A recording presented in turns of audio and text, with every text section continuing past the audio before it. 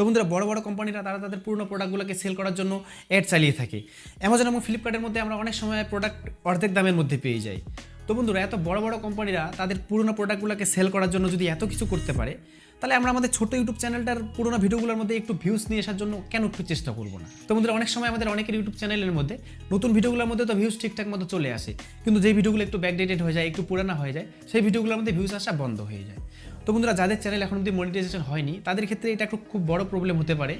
কারণ হচ্ছে এক তো আমাদের চ্যানেলে এখন অবধি সাবস্ক্রাইবার কম আছে, আর দ্বিতীয় হচ্ছে আমাদের চ্যানেলের মধ্যে ওয়াচ টাইম কম হবে। তার উপরে যদি শুধুমাত্র আমাদের নতুন ভিডিওগুলোর উপর ডিপেন্ড করতে হয়, তাহলে কিন্তু আমাদের ওয়াচ টাইমটা সহজেই কমপ্লিট হবে না। আমাদের যে 4000 ওয়াচ টাইম লাগবে সেটা আমাদের সহজে কমপ্লিট করতে পারবো না আমরা, কারণ আমাদের পুরোনো ভিডিওগুলোর মধ্যে ভিউজ আসা বন্ধ হয়ে গেছে, শুধু নতুন ভিডিওগুলোর উপর ডিপেন্ড করতে হচ্ছে।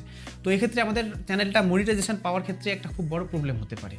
তো হ্যালো ভিউয়ার্স, আমি Pranab from my quick guide. আশা করছি আপনারা সবাই ভালো আছেন।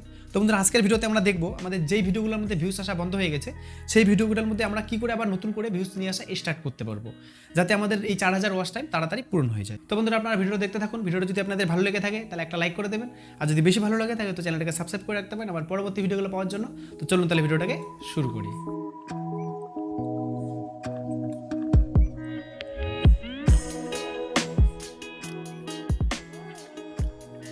পুরোনো ভিডিওর মধ্যে ভিউজ নিয়ে আসা স্টার্ট করার জন্য আমি আপনাদের 3টা উপায়ের কথা বলতে পারেন আমি আপনাদের 3টা টিপস দেবো।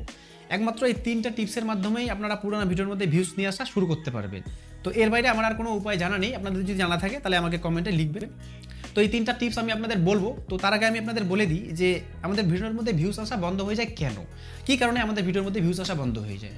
তো বন্ধুরা আপনারা একটা জিনিস খেয়াল করে দেখবেন যে আপনার এখনকার ভিডিওগুলোতে আপনি টাইটেল, ট্যাগ, ডেসক্রিপশন যেভাবে লিখতেছেন, আপনার আগের ভিডিওগুলোতে কি ঠিক সেভাবেই লিখতেন? আপনার আগের যে ভিডিওগুলোতে ভিউজ আসা বন্ধ হয়ে গেছে সেই ভিডিওটা কি সার্চ রেজাল্টে আসছে, বা যদিও আসছে তাহলে কত % আসতেছে? তো এখানে আমি সার্চ রেজাল্টের কথা কেন বললাম, কারণ হচ্ছে বন্ধুরা আমরা যখন একটা ভিডিও ইউটিউবে আপলোড করি তখন কিন্তু নতুন অবস্থাতে ভিডিওটা আমাদের টাইটেল, ট্যাগ, ডেসক্রিপশন ঠিকঠাক থাকুক বা না থাকুক, ইউটিউব কিন্তু ভিডিওটার মধ্যে ইমপ্রেশন দেবে। তো সেই জন্য নতুন অবস্থায় তো আমাদের সেই ভিডিওটার মধ্যে ভিউজ চলে আসে, কিন্তু একটা সময় যদি আমাদের ভিডিওটার মধ্যে টাইটেল, ট্যাগ, ডেসক্রিপশন ঠিকঠাক মতো না থাকে তাহলে কিন্তু সেই ভিডিওটার মধ্যে ভিউজ আসা বন্ধ হয়ে যায়। কারণ বন্ধুরা যখন এই ভিডিওটা একটু ব্যাকডেটেড হয়ে যাবে তখন কিন্তু সেই ভিডিওটার মধ্যে ইউটিউব ইমপ্রেশন দেওয়া বন্ধ করে দেবে, ভিডিওটার মধ্যে যদি টাইটেল, ট্যাগ, ডেসক্রিপশন ঠিকঠাক না থাকে। তো আপনার ভিডিওটা যদি সার্চ রেজাল্টের মধ্যে না আসে তার মানে কিন্তু আপনার ভিডিওর মধ্যে টাইটেল, ট্যাগ, ডেসক্রিপশন ঠিকঠাক মতো লেখা নেই।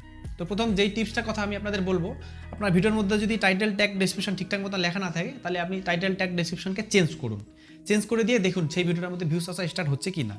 তো প্রথম আপনার এইটা করতে পারে। আর দ্বিতীয়ত আপনার ভিডিও যদি সার্চ রেজাল্টের মধ্যে চলে আসে 40%-এর উপরে আপনার সার্চ রেজাল্ট দেখাচ্ছে, তাহলে আপনার ভিডিওর মধ্যে টাইটেল, ট্যাগ, ডেসক্রিপশন ঠিক আছে, তাহলে আপনার ভিডিওটা আপনি ইন্ড স্ক্রিনের মধ্যে লাগাতে পারেন। আপনার যে নতুন যে ভিডিওগুলো আছে সেই ভিডিওগুলোর ইন্ড স্ক্রিনের মধ্যে লাগা দিতে পারেন, বা আপনি অনেক সময় আই কার্ডের মধ্যে ইউজ করতে পারেন। ইন্ড স্ক্রিনের মধ্যে লাগায় আপনার পুরোনো ভিডিওগুলোর মধ্যে ভিউজ নিয়ে আসা স্টার্ট করতে পারেন। আর তৃতীয়ত আমি আপনাদের যেই টিপসটার কথা বলবো এই টিপসটা সবথেকে বেশি ইউজফুল। অনেক ইউটিউবারে এই টিপসটা ইউজ করে থাকে, এমনকি আমি আমার নিজের ভিডিওগুলোর মধ্যে অনেকবার এই টিপসটাকে ইউজ করেছি। আপনার পুরানো যে ভিডিওগুলোর মধ্যে ভিউজ আসা বন্ধ হয়ে গেছে সেই ভিডিওগুলো রিলেটেড নতুন ভিডিও তৈরি করুন। নতুন ভিডিওর মধ্যে সেই ভিডিওটাকে উল্লেখ করুন, সেই ভিডিওটাকে উল্লেখ করে সেই ভিডিওর লিঙ্ক আই বাটনে দিয়ে দিন। আর নতুন ভিডিওর মধ্যে এটা বলে দিন যে আপনারা চাইলে আমার সেই ভিডিওটা দেখে নিতে পারেন, আই বাটনে আমি লিঙ্ক দিয়ে দিচ্ছি। এইভাবে আপনারা বলতে পারেন। তো আপনারা আমার অনেক ভিডিওর মধ্যে দেখবেন যে আমি আই বাটনের লিঙ্ক ইউজ করেছি, লিঙ্ক ইউজ করার পরে আমি আমার ভিডিওর মধ্যে বলে দিয়েছি যে আপনারা চাইলে আমার সেই ভিডিওটা দেখে নিতে পারেন। তো বন্ধুরা আপনারা আপনাদের ভিডিওর মধ্যে এই 3টা টিপস অ্যাপ্লাই করতে পারেন। আশা করি যে ভিডিওগুলোর মধ্যে ভিউজ নিয়ে আসা বন্ধ হয়ে গেছে সেই ভিডিওগুলোর মধ্যে আবার নতুন করে ভিউজ আসা শুরু হয়ে যাবে। তো বন্ধুরা এই ছিল আজকে আমাদের ভিডিওটা যদি আপনাদের ভালো লেগে থাকে তো একটা লাইক করে দেবেন, আর যদি মনে হয় যে না চ্যানেলটাকে সাবস্ক্রাইব করা যায় তো প্লিজ চ্যানেলটাকে সাবস্ক্রাইব করে রাখতে পারেন আমার পরবর্তী ভিডিওগুলো পাওয়ার জন্য। আপনারা সবাই ভালো থাকবেন, সুস্থ থাকবেন, আবার দেখা হচ্ছে নেক্সট ভিডিওতে। Thank you.